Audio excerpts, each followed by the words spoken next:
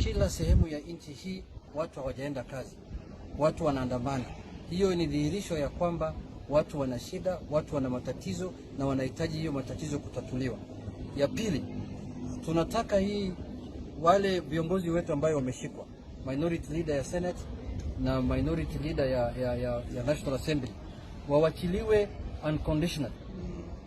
Tunapatia serikali ambayo wametumia polisi kwa njia ambayo haifai, wawachilie kwa masaa mawili, in 2 hours. Those leaders must be released unconditionally. La sivyo mambo yatakuwa mbaya zaidi. Ya tatu na ya mwisho ni ya kwamba mimi nataka kusema hivi. Nchi hii ni ya Wakenya wote. Na polisi wajue ya kwamba inafaa watumikie Wakenya wote, sio Wakenya wachache. Kwa sababu vile polisi wametumika leo njia hii, maandamano zinafanyika dunia nzima. Kuna maandamano yanaendelea huko Faransa, kuna maandamano yanaendelea huko Uingereza, kuna maandamano yanaendelea South Africa, kuna maandamano yanaendelea Nigeria, kuna maandamano yanaendelea huko Tunisia. But the most violent one is in Kenya, just because it is perpetuated by the state, by the police.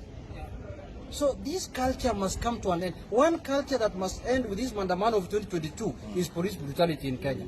This one must end, so that next Mandamanos of 2027 and 2032 and 2055, we have peaceful Mandamano in Kenya.